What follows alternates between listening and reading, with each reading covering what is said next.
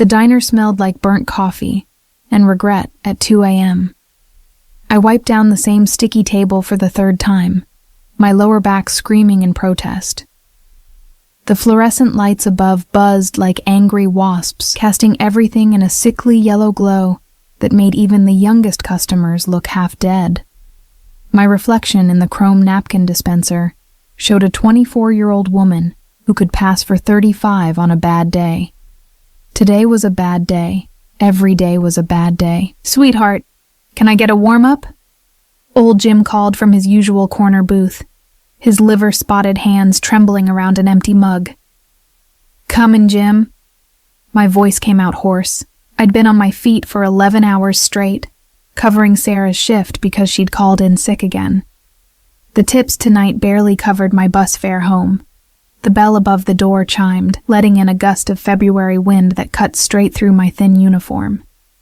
I didn't look up immediately. Another customer was just another face, another order, another $1 or $2 if I was lucky.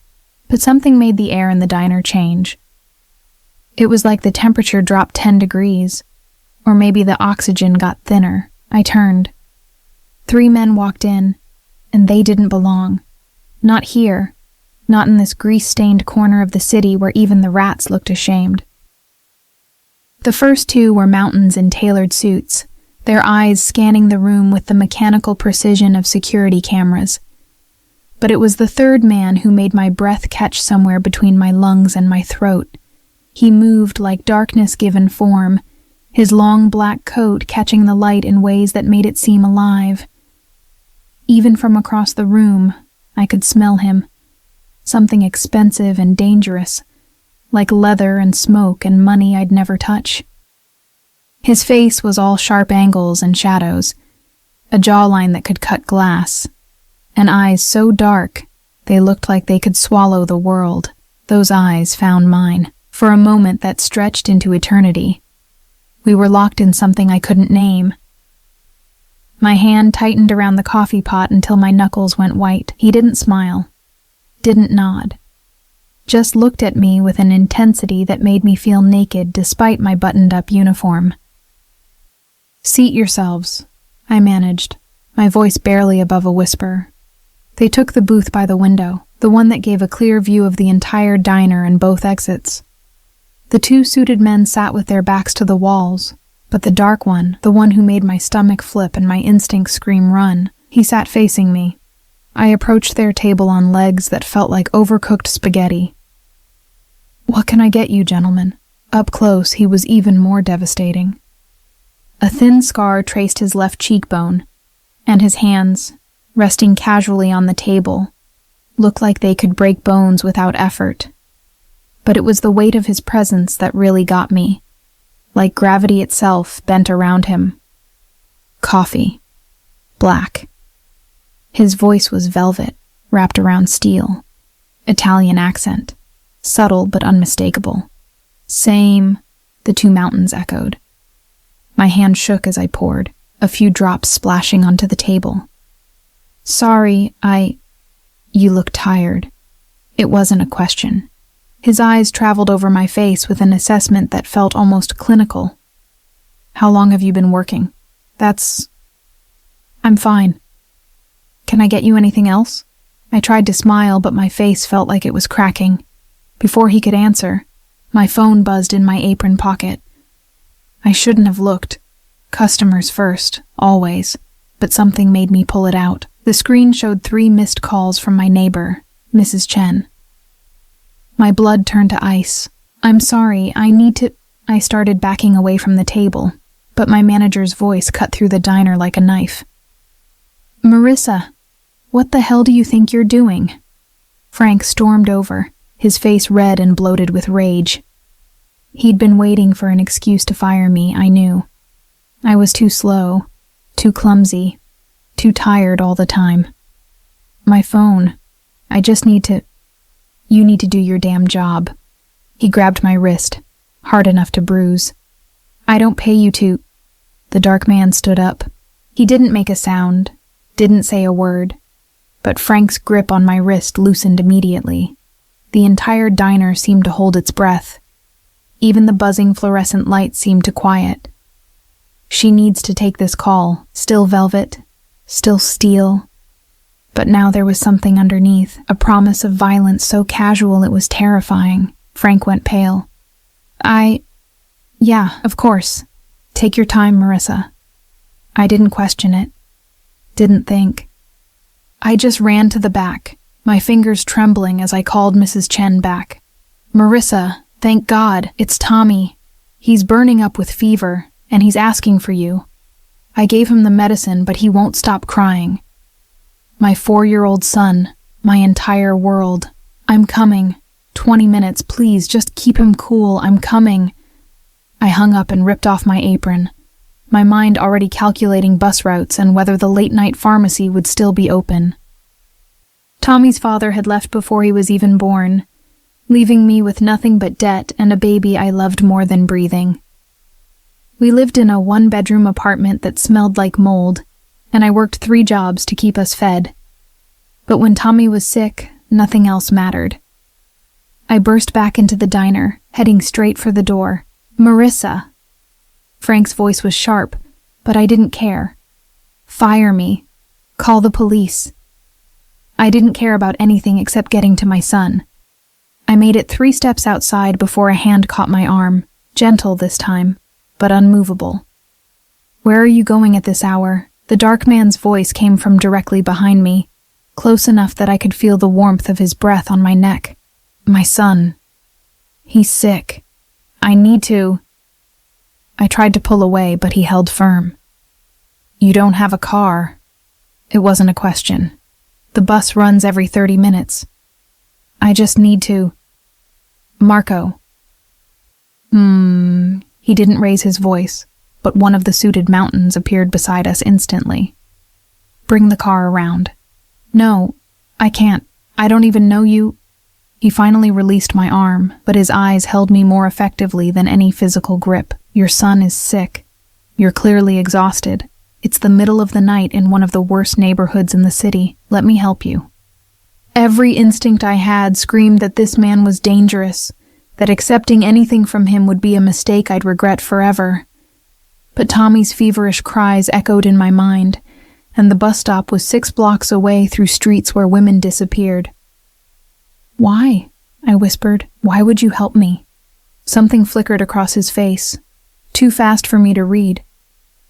Because you look like you need it. The car that pulled up wasn't a car. It was a statement.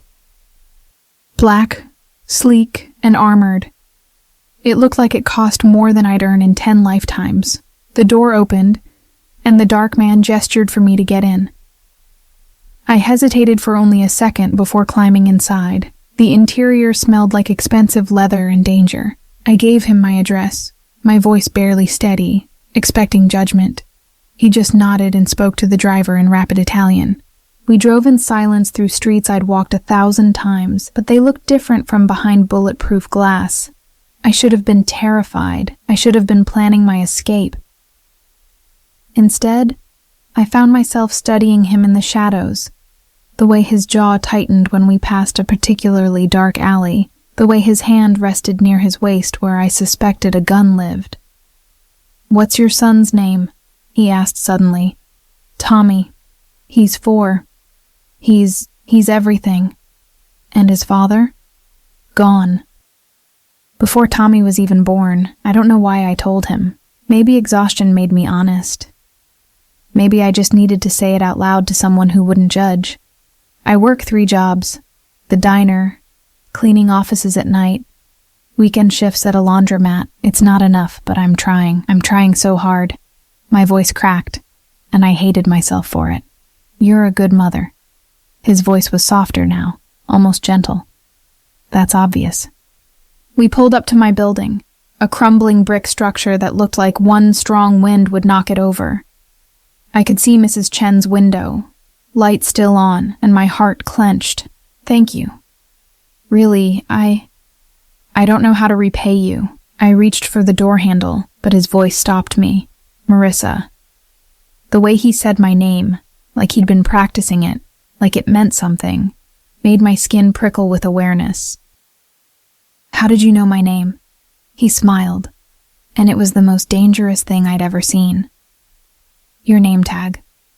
Of course. Stupid. Take care of your son. And Marissa? He leaned forward, close enough that I could count the flecks of gold in those impossibly dark eyes. Call in sick tomorrow. Actually rest. Your manager won't give you any trouble. Before I could ask what he meant, before I could process the threat wrapped in concern, I was out of the car and running up the stairs to my son. Tommy was burning up in Mrs. Chen's arms, his little face flushed and wet with tears. Mama. I'm here, baby. Mama's here. I spent the rest of the night in a haze of cold compresses and children's medicine, watching Tommy's fever slowly break as dawn crept through our thin curtains. He finally fell asleep around 6 a.m., his small hand clutching my fingers. I should have felt relief. I should have felt grateful. Instead, I felt haunted by dark eyes and a voice like velvet over steel, and the terrifying certainty that accepting his help had been the biggest mistake of my life. My phone buzzed. An unknown number. Your son will be fine. Rest today. Someone will cover your shifts. I stared at the message until my vision blurred, my heart hammering against my ribs. How did he have my number? I didn't go to work that day. Not because some stranger with eyes like a winter night told me not to. At least, that's what I told myself. I stayed home because Tommy needed me, because his fever spiked again around noon, because I was a good mother who put her son first. The fact that my hands trembled every time I thought about that text message was irrelevant. By evening, Tommy was finally sleeping peacefully, his breathing steady and deep. Mrs. Chen had brought over homemade soup, asking careful questions about the nice man in the fancy car that I deflected with practiced ease. I'd gotten good at keeping secrets, at building walls around the parts of my life that hurt too much to examine, but I couldn't stop thinking about him. The way he'd commanded the room without raising his voice, the casual violence promised in his stillness, the gentleness in his tone when he'd asked about Tommy. Men like that didn't exist in my world. Men with power and money who noticed waitresses drowning in exhaustion. Men who helped without demanding payment, except he would demand payment, eventually. Men always did. My phone buzzed again. Same unknown number. How is your son? I should have blocked it. Should have ignored it. Instead, my traitorous fingers typed back, better. Thank you for asking. 3 dots appeared immediately, disappeared, appeared again. Good. Take tomorrow off as well. Your manager has been informed. A chill ran down my spine. What did you do? Nothing he didn't deserve. Rest, Marissa. I stared at his message for a long time, my mind spinning through possibilities, each more terrifying than the last. What did informed mean in his world? Frank was an asshole, but he didn't deserve... What? A broken kneecap? A threat? A visit from men in expensive suits who spoke in Italian? I need to work. I have bills. Consider yourself on paid leave. The money will be in your account by morning. My breath caught. I can't accept that. I don't even know your name. A longer pause this time. Dante. Just that. Nothing else. Like his name was explanation enough, justification enough, absolution enough for whatever the hell was happening. Dante, I appreciate what you did, but I can't take money from... You can. You will. Your son needs you healthy. You're no good to him if you collapse from exhaustion. Why do you care? I hit send before I could stop myself, my heart pounding so hard I could feel it in my fingertips. The 3 dots appeared and disappeared 4 times. When his response finally came, it was just 2 words. I don't know. Something about that honesty, raw and unexpected, made my chest tighten. This was insane. I was texting with a stranger who was clearly dangerous, clearly powerful, clearly way out of my league in every conceivable way. I should block him, call the police, pack up Tommy, and disappear. Instead, I fell asleep with my phone clutched in my hand, dreaming of dark eyes and the smell of expensive cologne. The money appeared in my account the next morning. $5,000. I stared at my phone screen until the numbers blurred together, my coffee going cold in my trembling hand. $5,000. That was 3 months of rent. That was Tommy's medical bills paid.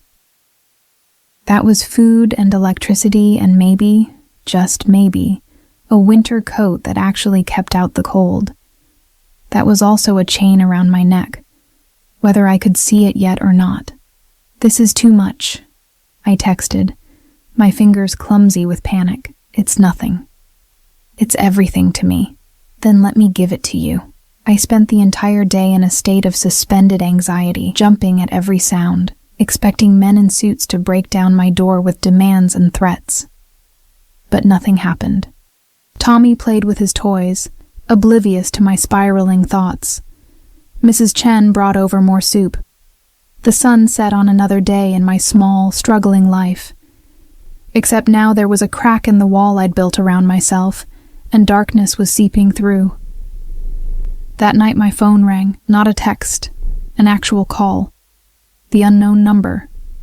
My hand shook as I answered. "Hello? Marissa." That voice, warm and dangerous, wrapping around my name like possession.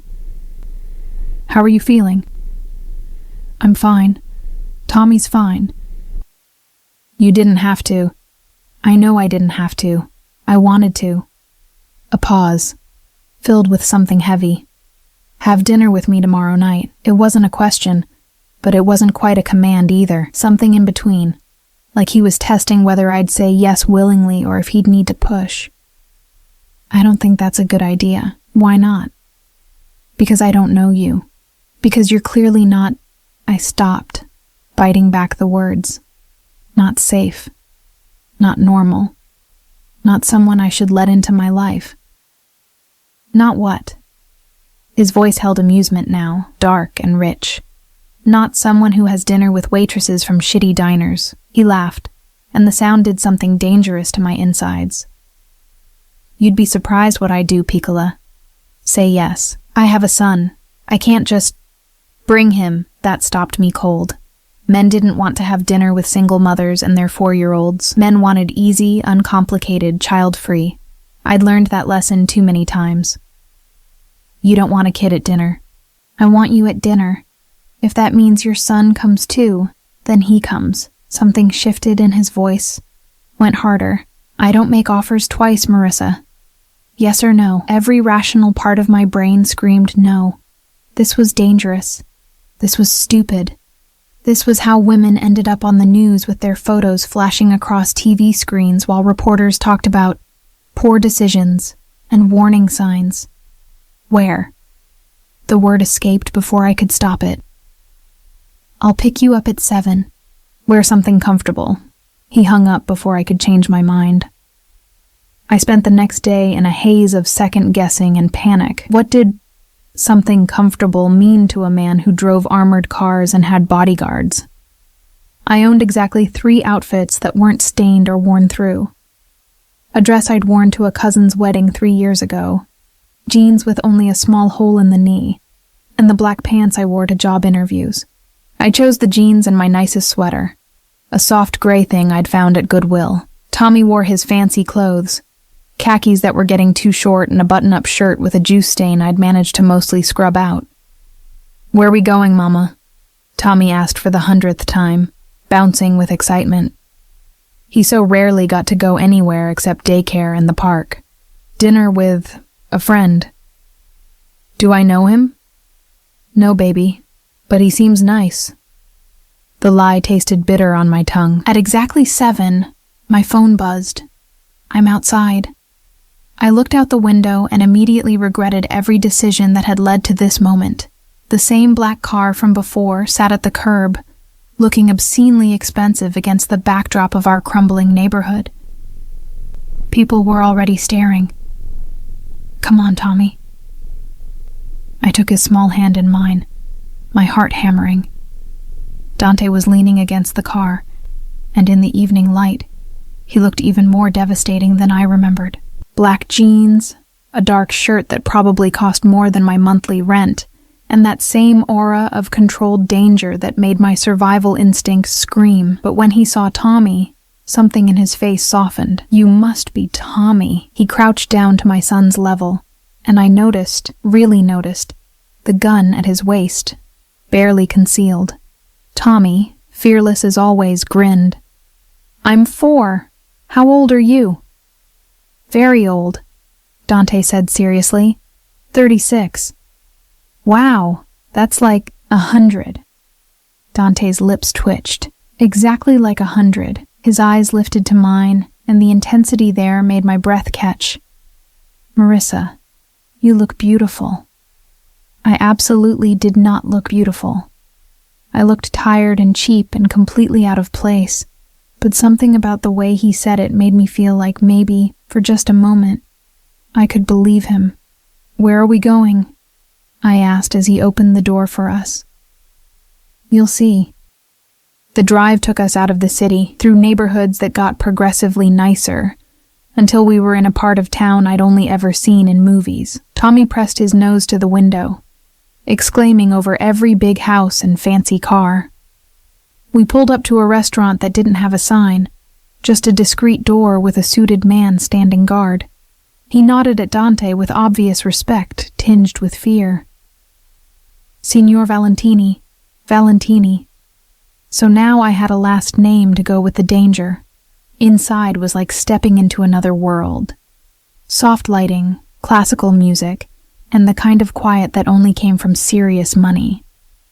Every head turned as we entered, but Dante didn't seem to notice or care. He led us to a private room in the back, away from prying eyes. Tommy's eyes went wide. "Mama, this place is fancy. Best behavior, baby," I whispered, my own eyes adjusting to the opulence. Dinner was surreal. Dante ordered in Italian, and plates of food appeared that looked too beautiful to eat. Tommy dug in with 4-year-old enthusiasm, getting sauce on his chin and chattering about his favorite cartoons. And Dante, this man who radiated violence and power, listened with what seemed like genuine interest. "Do you have kids?" Tommy asked around a mouthful of pasta. "Tommy, don't talk with your mouth full," I corrected automatically. Dante's expression darkened for just a moment. "No. No children." "Why not? Kids are great." "Tommy," I started, but Dante held up a hand.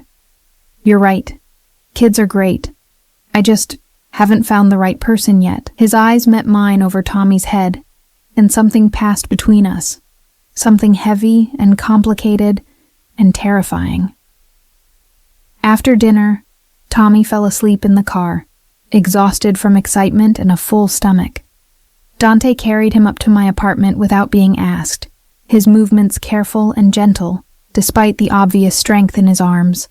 I unlocked the door, hyper-aware of how small and shabby everything looked through his eyes. The peeling wallpaper, the thrift store furniture, the toys scattered across the floor. "His room," Dante whispered. I led him to the tiny bedroom Tommy and I shared, watching as he laid my son down with surprising tenderness. Tommy didn't even stir. Back in the living room, the air felt electric, dangerous. "Thank you for tonight," I said, my voice barely steady. "Tommy had a wonderful time, and you?" He stepped closer, and my back hit the wall. "Did you have a wonderful time, Marissa?" Yes, but I still don't understand why I'm interested in you." He was so close now I could feel the heat of his body. "Neither do I. You should terrify me. You should be a complication I can't afford." And yet, his hand came up, fingers barely grazing my cheek. I should have pulled away, should have told him to leave. Instead, I leaned into his touch like a flower reaching for sunlight. "Yet here I am," he finished, his voice rough. "Here I am, wanting something I have no right to want." "What do you want?" The question came out breathless, His thumb traced my bottom lip, his eyes following the movement with an intensity that made my knees weak. Everything. I want everything, Piccola, and that should scare you. It does, I whispered. You terrify me. Good. He leaned in, his lips a breath away from mine. Fear will keep you smart, but don't let it keep you away from me. Promise me. I can't promise that. I don't even know what you are. His smile was all edges. Yes, you do. You knew the moment I walked into that diner. You just don't want to admit it. He was right. God help me, he was right. Dante. Shh. His forehead touched mine, and we stood there, breathing the same air, balanced on the edge of something that would either save me or destroy me. I'll go. But I'll be back. And next time, Marissa, next time you won't tell me to leave. He pulled away, and the loss of his warmth felt like abandonment. At the door, he turned back one last time. Lock this behind me. All 3 locks. And Marissa, if anyone bothers you, anyone at all, you call me immediately. Understood? I nodded, not trusting my voice. After he left, I did lock all 3 locks. Then I slid down the door to the floor, my whole body trembling with fear and want, and the terrible certainty that I'd just invited the devil into my life. And the worst part? I wasn't sure I wanted to send him back. 3 days passed without a word from Dante, and I told myself I was relieved. I went back to work at the diner, enduring Frank's newfound nervousness around me with grim satisfaction. Whatever Dante had said or done, it had worked. Frank practically tripped over himself to give me the better shifts, the easier sections. The other waitresses noticed, their whispers following me like flies. But it was the men in suits who really made my skin crawl. They came in every shift now, always 2 of them, always sitting in the corner booth with perfect sightlines to the entire diner. They never ordered more than coffee, never spoke to me directly, just watched with the cold professionalism of guard dogs. Who are they? Sarah whispered during a lull, her eyes darting to the corner. I don't know. Another lie. I was getting too good at those. They're here for you, Marissa. Everyone can see it. What did you do? Are you in trouble? Yes, I wanted to say. I'm in so much trouble I can't even see the bottom anymore. Instead, I just shrugged and refilled coffee cups, feeling the weight of their surveillance like a hand on my neck. The text came during my break, while I was in the back alley trying to catch my breath and ignore the February cold seeping through my thin jacket. You're being followed. My heart stopped. By who? Not by me. Someone else. Someone who shouldn't be watching you. I looked around the alley, suddenly seeing shadows everywhere. What do? Stay inside the diner. My men are there. You're safe.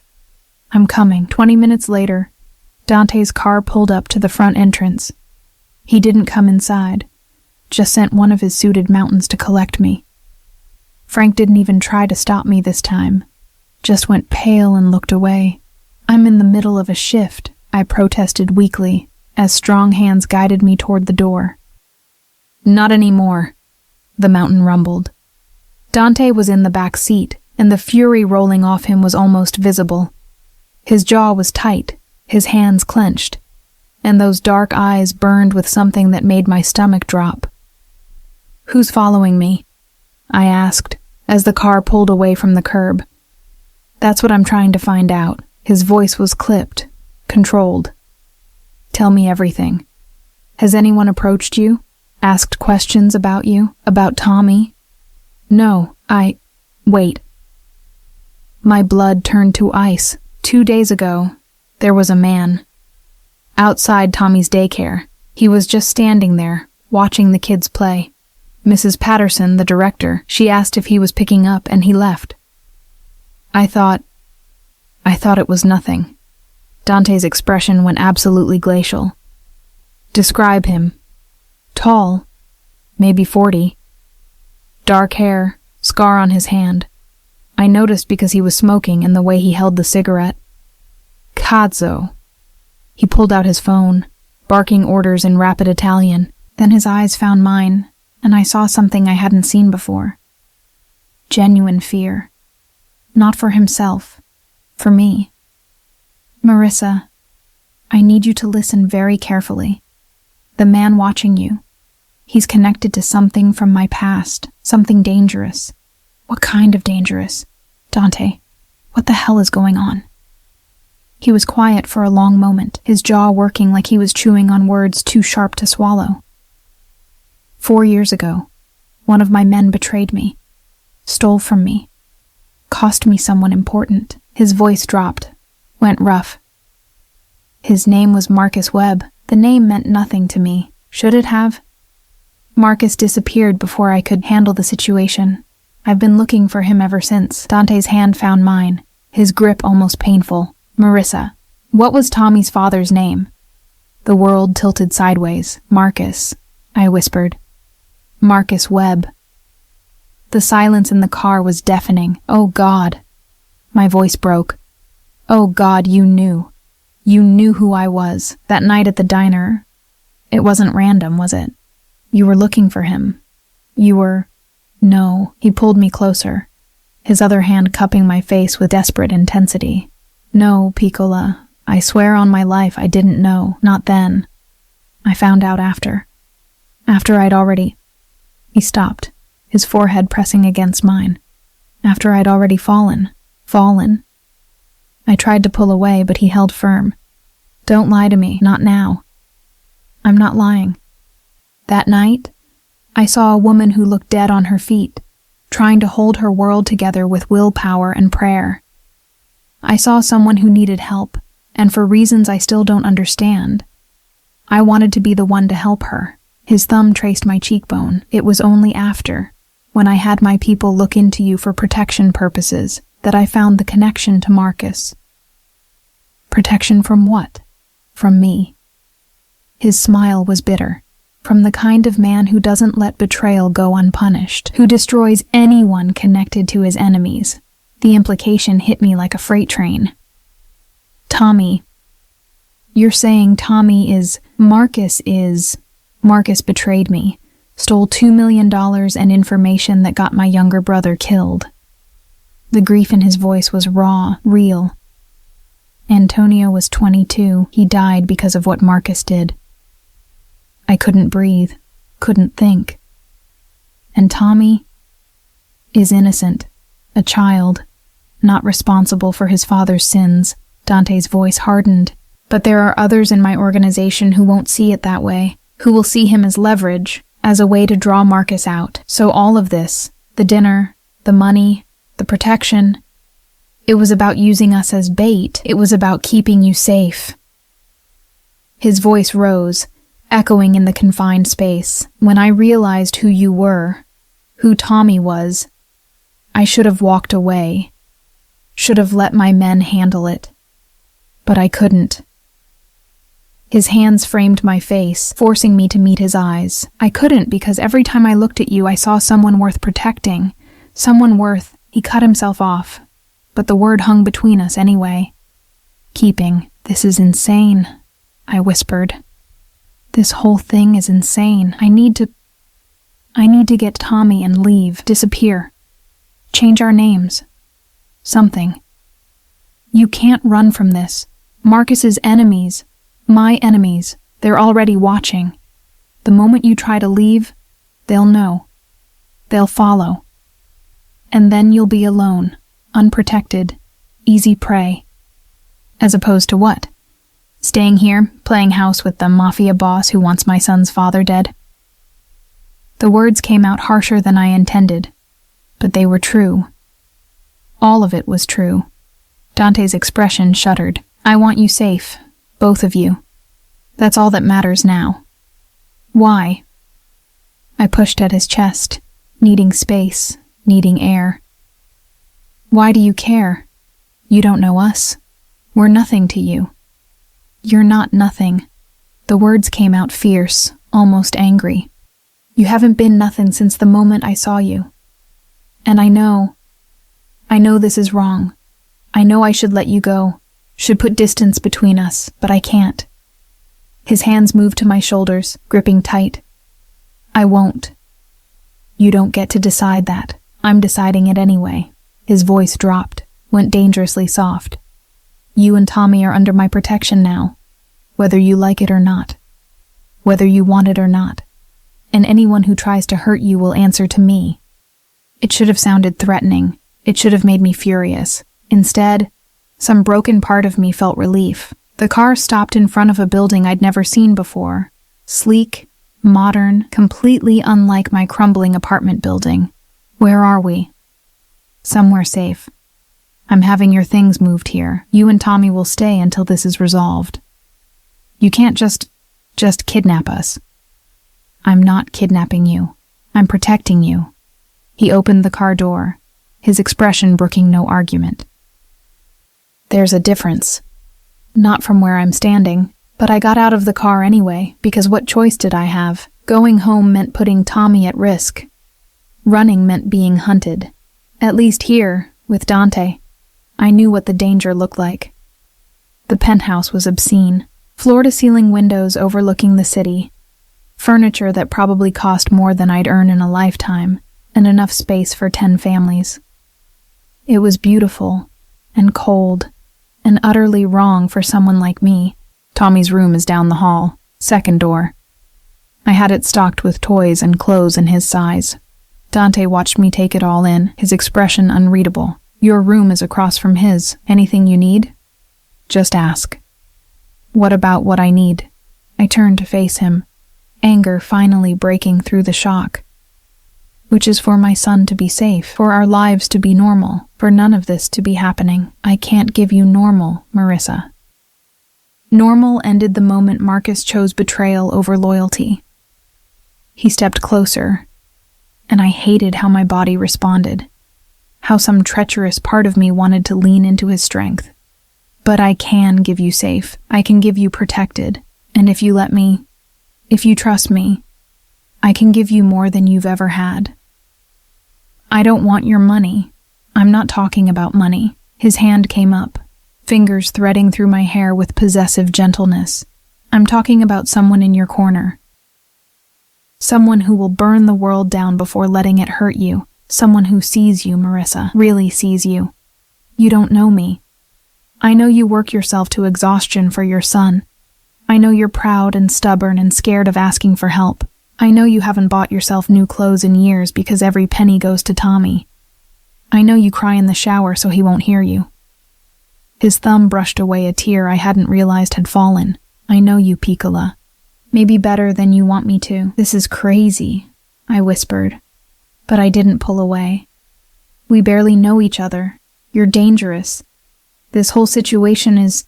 I know. His forehead touched mine again, and I was starting to recognize this gesture as his version of vulnerability. But crazy or not, dangerous or not, you're mine now. Both of you. And I protect what's mine. I'm not yours. Not yet.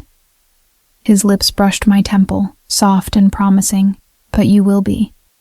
A phone rang, breaking the moment. Dante answered in Italian, his expression darkening with each word. When he hung up, his eyes found mine with grim certainty. Marcus contacted one of my people. He wants to meet. My heart stuttered. Why? He says he wants to negotiate. Says he has information I need. Dante's jaw tightened. Says he wants to see his son. The room spun. He left us. He left before Tommy was even born. He doesn't get to... I know, Piccola. I know. Dante pulled me against his chest, and I let him, needing the solid warmth of him to keep from flying apart. But this might be our chance to end this, to make you and Tommy safe. By meeting with him. That's insane. He's dangerous. So am I. The words were simple, factual. And unlike Marcus, I keep my promises. I promise to protect you. I intend to keep that promise. What if it's a trap? Then I'll spring it. He tilted my chin up, forcing me to meet his eyes. But I need you to trust me. Can you do that? I should have said no. Should have grabbed Tommy and run despite the danger. Should have done anything except stand there, drowning in dark eyes and dangerous promises. I don't know, I whispered honestly. Then learn. He kissed my forehead, lingering. Because I'm not going anywhere, Marissa. And neither are you. He left me standing in that enormous penthouse, staring out at a city I'd lived in my whole life, but suddenly felt foreign. Somewhere out there, Marcus was planning something. Somewhere out there, enemies I didn't know were watching. And somewhere in my chest, my heart was doing something incredibly stupid. It was falling for the monster who'd caged me. Even if the cage was gilded, even if the monster had gentle hands. I checked on Tommy, still sleeping peacefully in Mrs. Chen's care, unaware that his entire world had shifted. I'd have him brought here tomorrow, would explain it as an adventure, would do whatever I needed to keep him innocent just a little longer. But tonight, alone in this beautiful prison, I finally let myself cry for the life I'd never have, for the normal I'd lost, for the dangerous, impossible thing growing between Dante and me that would either save us or destroy us. I was betting on destruction. I usually was. The meeting was set for 3 days later, in a warehouse on the docks that Dante controlled. Those 3 days felt like living in a fever dream. Tommy adjusted to the penthouse with the easy resilience of childhood, treating it like an extended play date. Mrs. Chen came daily, her questions careful but pointed. I deflected them all, building walls faster than she could scale them. And Dante was everywhere and nowhere. He'd appear in the mornings with breakfast, play cards with Tommy on the living room floor, then disappear into his office for hours, with men in suits who looked at me with calculation I didn't trust. At night, he'd find me on the balcony, staring at the city lights, and we'd stand in silence that said more than words ever could. "You should hate me," he said on the second night, his voice rough with something that sounded like regret. "I should," I agreed. "But I don't. I don't know what that makes me. Smart." His hand found mine in the darkness. "Hate would be easier. Safer." "Nothing about this is safe." "No," he agreed, "but it's real." I didn't know what to do with that, with him, with the way my body betrayed me every time he was near, the way Tommy had started calling him Mr. Dante with obvious affection, the way I'd started thinking of this cage as home. On the morning of the meeting, Dante found me in Tommy's room, watching my son sleep. The sun was barely up, painting everything in shades of gold and shadow. "He looks like you," Dante said quietly from the doorway. "He has Marcus's eyes." The admission tasted bitter. "Eyes don't make a person. You're raising him to be good, kind. That's all you, Piccola." I turned to face him, taking in the dark suit, the gun at his hip, the tension radiating from his shoulders. "You're going to kill him, aren't you, Marcus?" Dante didn't lie. "If I have to. And if Tommy asks about his father someday, what do I tell him? The truth." He stepped into the room, keeping his distance from Tommy's bed. That his father made choices that hurt people, that actions have consequences, that you protected him the only way you could. By letting a Mafia boss murder his father. By letting a man who loves you keep you both safe. The words hung in the air like a confession. "Yes, Marissa, I love you. I know it's insane. I know it's too fast, too complicated, too wrong. But I've never been good at following rules." My breath caught. "You don't, I do." He closed the distance between us, his hands framing my face with desperate tenderness. "I've tried not to. God knows I've tried. But every time you look at me like I'm not a monster, every time you trust me with your son, every time you don't run even though you should, I fall harder. Dante, I don't expect you to say it back. I don't even expect you to believe me. But I needed you to know before..." He stopped, jaw tightening. "Before what? Before you walk into what might be a trap? Before you leave me here wondering if you're coming back? I'm coming back." He said it like a vow.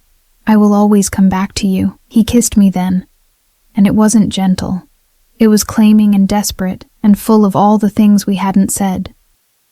I kissed him back with equal fervor, pouring 4 years of loneliness and fear and hope into the press of our lips. When we broke apart, both breathing hard, his forehead rested against mine. "Stay here. Don't leave for any reason. Marco will be outside your door. He's under orders to keep you and Tommy safe, no matter what. What if something goes wrong? Then Marco will get you out. There's a car downstairs, keys in it, cash in the glove box, enough to disappear if you need to." His eyes burned into mine. "But it won't come to that. I promise." "You can't promise that. Watch me." One last kiss, soft and lingering. Then he was gone. I spent the next 6 hours in agony. Tommy sensed my tension, growing clingy and whiny. We built block towers and read stories and played games, but my mind was elsewhere, at the docks, with Dante. Imagining 1,000 ways this could end badly. When my phone finally buzzed, I nearly dropped it. It's done. Coming home. Relief hit me so hard I had to sit down. Marcus? Alive. For now, we have an understanding. I didn't know whether to be relieved or terrified by that. Are you okay? Better now. I'll explain when I get there. An hour. That hour felt like days. I put Tommy down for his nap, paced the living room, and tried not to think about what understanding meant in Dante's world. When the door finally opened, I launched myself at him before thinking. His arms came around me immediately, holding me tight enough to hurt. "You're okay," I breathed into his neck. "You're okay." "Did you doubt me, Piccola?" But his voice was shaky, and his hands trembled slightly where they pressed against my back every second. I pulled back to look at him, checking for injuries. There was a bruise forming on his jaw, blood on his knuckles. What happened? He led me to the couch, keeping me tucked against his side. Marcus came alone.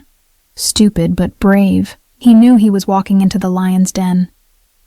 What did he want? To make a deal.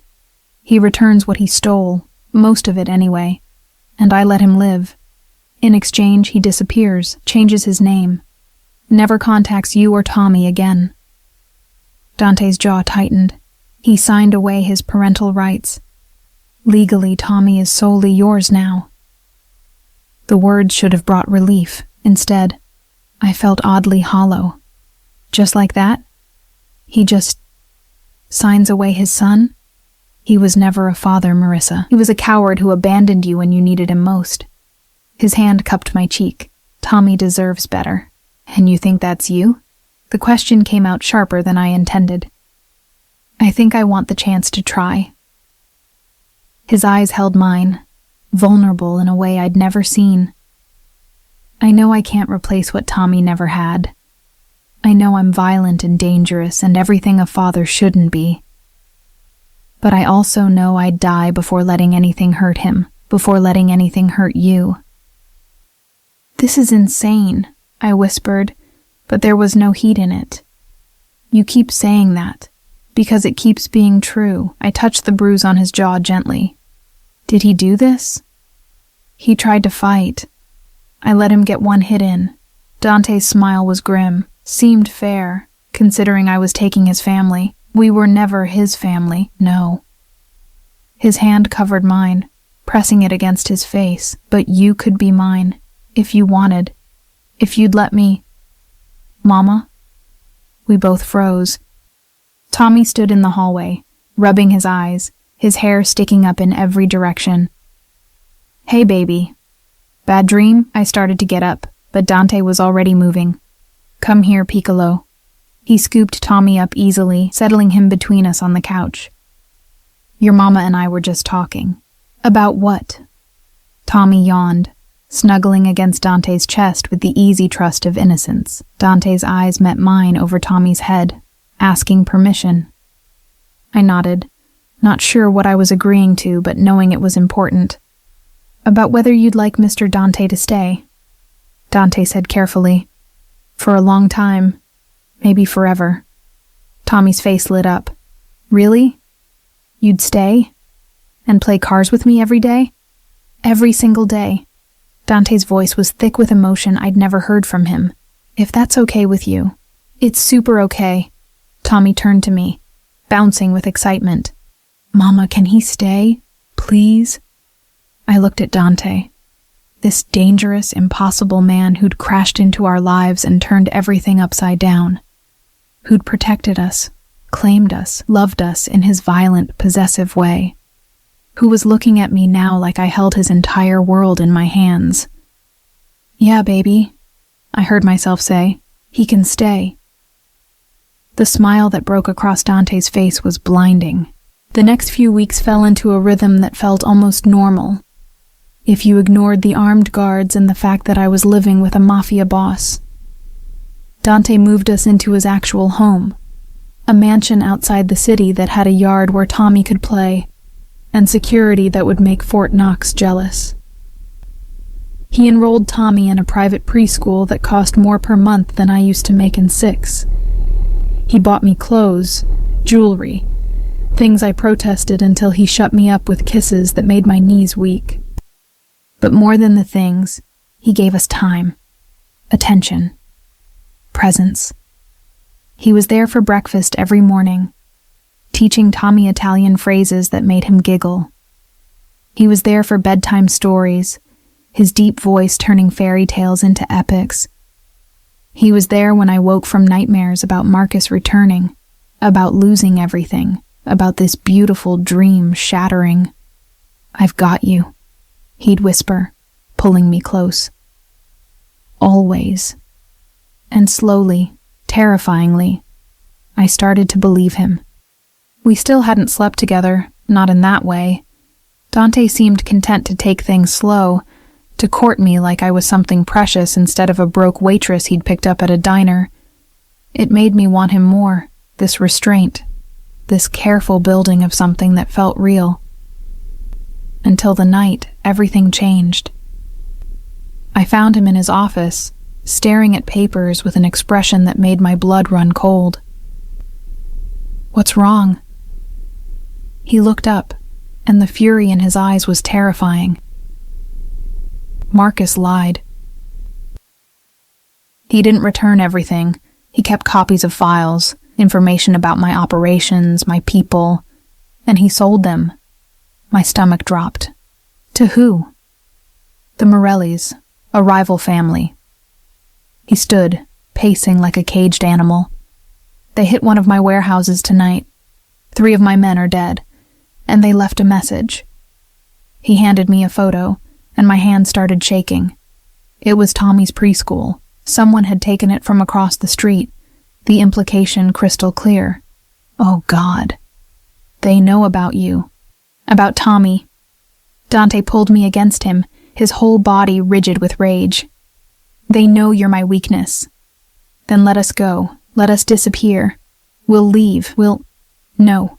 The word was absolute. No, Piccola. Running won't save you now.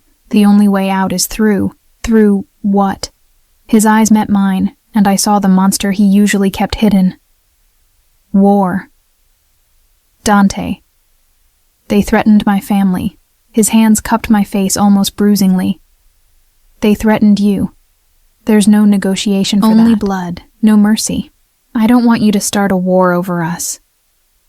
Too late. He kissed me hard, desperately. It started the moment I decided you were mine.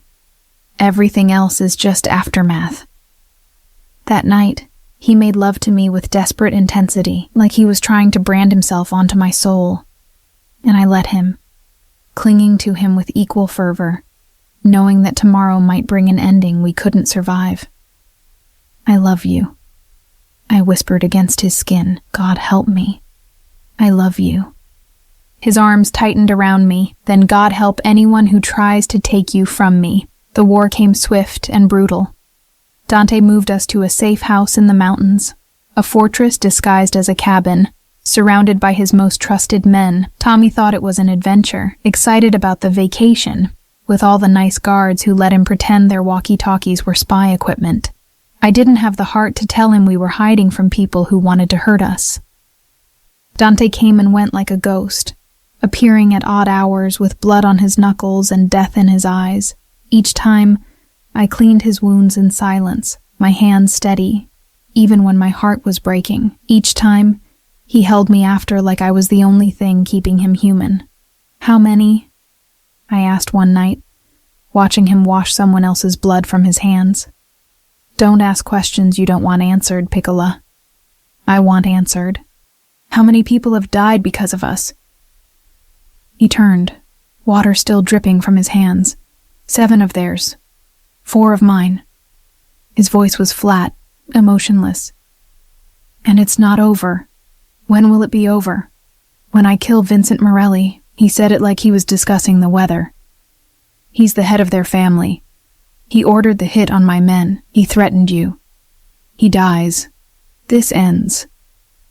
And if you die first," something flickered across his face. "Not fear for himself, but fear for me. He'll get you and Tommy out of the country, new identities, new life, money enough to never worry again. I don't want money. I want you alive. Then pray. Because God knows I'm not." He pulled me against him, his face buried in my hair. "I've done terrible things, Marissa, things that would make you run if you knew the details. But I'd do them all again if it meant keeping you safe. I know what you are." I pulled back to meet his eyes. "I've always known. And I'm still here." "Why?" The word was raw, desperate. "Why stay with a monster?" "Because you're my monster." I touched his face, feeling the stubble, the warmth, the humanity he tried so hard to hide. "Because you love my son like he's yours. Because you see me. Really see me. Not just some broke waitress to use and discard. Because when you hold me, I feel safe for the first time in years. Even knowing what I'm capable of, especially knowing." I kissed him softly. "Because that capacity for violence is what's keeping us alive." He made love to me then, on the kitchen counter, desperate and claiming and full of unspoken goodbyes, because we both knew the final confrontation was coming, and one of us might not survive it. Vincent Morelli made his move on a Tuesday. They came at dawn, a coordinated attack on 3 of Dante's properties simultaneously. It was meant to draw him out, to spread his forces thin. It almost worked. I woke to Marco shaking me roughly. "We need to move. Now. Tommy." Already in the car. "Come on." The next few hours were a blur of back roads and safe houses, Marco and his team moving us like chess pieces. But we all knew the truth. Eventually, we'd run out of moves. The call came while we were holed up in an apartment in the city, Tommy sleeping fitfully on the couch. "Put him on," I told Marco, my heart in my throat. "Marissa." Dante's voice was rough, strained. "Are you safe?" "For now." "Where are you?" "The old Morelli estate. Vincent agreed to meet. End this face-to-face. It's a trap." "Of course it's a trap, but it's also my only shot at ending this." He paused, and I heard gunfire in the background. "If something goes wrong," "Nothing's going wrong. You're coming back to us," my voice broke.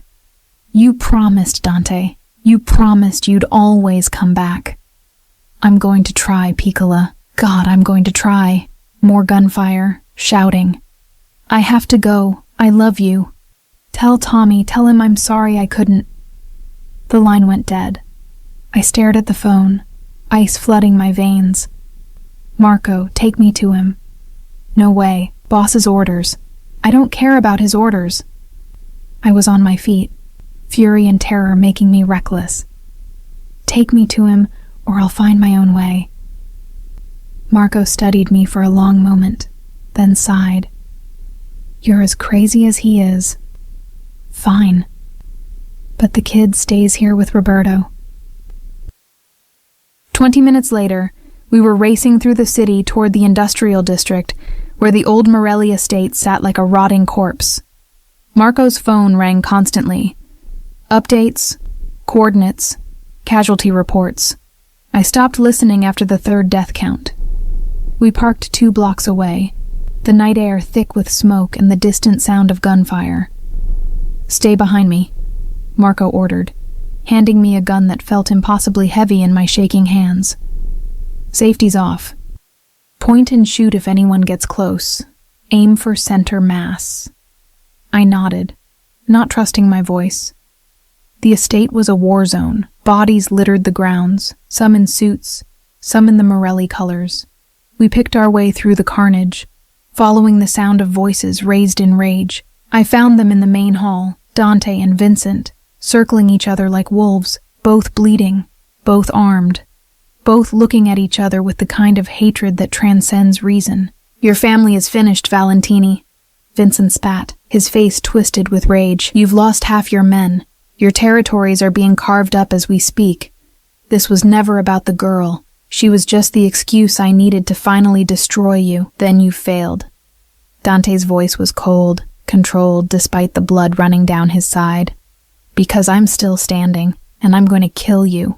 "With what?" "You're bleeding out. You can barely hold that gun steady." Vincent laughed, ugly and cruel. "I'm going to enjoy watching you die. And then I'm going to find that waitress and her bastard kid and—" I didn't think. I just raised the gun and fired. The shot went wide, embedding in the wall behind Vincent's head. But it was enough to make both men freeze, to make Vincent turn toward me with shocked fury. "You brought her here?" Vincent's laugh was incredulous. "Your weakness, delivered right to me?" "No." Dante's voice was calm, almost amused despite the circumstances. "My strength." Everything happened at once. Vincent raised his gun toward me. Dante moved with the speed of desperation, tackling him. They went down in a tangle of limbs and violence. Marco was suddenly beside me, pulling me back as more of Dante's men flooded the room. The gunshot, when it came, was impossibly loud. Both men went still. For a heartbeat, the world stopped turning. Then Vincent Morelli slumped to the ground. A hole between his eyes, Dante's gun still pressed to his skull. Dante stood slowly, swaying, his hand pressed to his side where blood was seeping through his shirt at an alarming rate. His eyes found mine across the room. "Told you," he said, his voice weak but triumphant. "I always come back." Then his knees buckled. The hospital was a blur of sterile white and antiseptic smell. Dante's people had their own doctors, their own facilities, their own ways of handling things when regular hospitals asked too many questions. I sat beside his bed for 3 days while he drifted in and out of consciousness, holding his hand and praying to a God I wasn't sure was listening. Tommy came on the second day, climbing carefully onto the bed to curl against Dante's good side. "Mr. Dante?" Tommy's voice was small, scared. "You gotta wake up. Mama's really sad, and I miss you." Dante's fingers twitched against mine. On the 4th day, his eyes finally opened. "Piccola," he rasped, his voice rough from disuse. "You idiot." I was crying and laughing at the same time. "You stupid, reckless idiot. Love you too." His hand came up weakly to wipe my tears. "Tommy?" "Fine. Safe. Worried about you." I leaned into his touch, needing the contact. "Vincent?" "Dead. It's over. The Morellis surrendered. My people are already absorbing what's left of their operations." He shifted, wincing. "We're safe, Marissa. Finally safe. Until the next threat, the next war." I couldn't keep the bitterness from my voice. "No." He struggled to sit up, ignoring my protests. "I'm done. I'm passing control to my second, keeping my finger in things but stepping back from the day-to-day violence." His eyes held mine with fierce intensity. "I almost died. Almost left you and Tommy alone. I won't risk that again. You'd give up your empire? For us?" "I'd give up everything for you." He pulled me close, pressing his lips to my forehead. "You and Tommy are my empire now. The only thing that matters." 6 months later, We stood in a small chapel surrounded by Dante's people and the few friends I'd managed to keep through all the chaos. Tommy was the ring bearer, taking his job with adorable seriousness. Mrs. Chen cried happy tears in the front row. And Dante stood at the altar in a black suit that made him look like sin incarnate, watching me walk down the aisle like I was something precious. "You sure about this?" I whispered when I reached him, suddenly terrified. "It's not too late to run. I've been sure since the moment I saw you drowning in that diner and wanted to save you." His hand found mine, steady and warm. "You're stuck with me, Piccola, for better or worse." "Mostly worse," I teased, but there were tears in my eyes. "Probably." He smiled, and it was real and warm and full of the love he no longer tried to hide. "But I promise you this, I will spend every day for the rest of my life proving that you made the right choice, that we're worth the risk." The ceremony was simple, the vows traditional, but when Dante kissed me, it felt like a promise written in blood and steel and something softer. Something like hope. We bought a house in the suburbs with a big yard and good schools. Dante kept his word, stepping back from the violence while still maintaining enough control to keep us protected. He taught Tommy Italian and how to ride a bike. He made me breakfast in bed and loved me with the same fierce intensity he'd once reserved for war. It wasn't perfect. There were nightmares and scars, both visible and not. There were moments when the darkness in him surfaced, when I saw the monster beneath the man. But there were also morning cuddles and family dinners, and the slow, steady building of something real. One night, 2 years after our wedding, I found Dante on the back porch, staring at the stars. "What are you thinking about?" I asked, settling into his lap. "That night at the diner." His arms came around me automatically. "How I walked in looking for information about a traitor and walked out with my entire future. You didn't walk out with me that night." "Didn't I?" He kissed my temple. "The moment I saw you, something in me recognized something in you. Like my soul was saying, there she is. Everything after was just inevitability." "That's terrifyingly romantic." "I'm a terrifying man who happens to be romantic." He turned me to face him, his expression serious. "Do you regret it? Any of it?" I thought about that tired, broken woman in the diner, working herself to death for pennies. I thought about the fear and chaos of the war. I thought about all the ways this could have ended badly.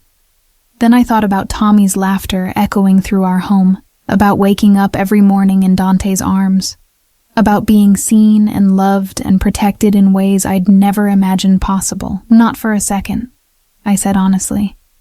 "You saved us. In every way a person can be saved." "No, Piccola." His kiss was soft, reverent. "You saved me." From inside, we heard Tommy calling for bedtime stories, his voice bright and happy and safe. Dante took my hand, and together we went inside to our son. Not by blood, but by choice. By love. By the family we'd built from violence and desperation and impossible hope. The diner where we'd met had closed down, replaced by something newer and shinier. I didn't miss it. That life felt like a dream now, something that had happened to someone else. This, Dante's hand in mine, Tommy's laughter, the steady rhythm of our strange, beautiful life,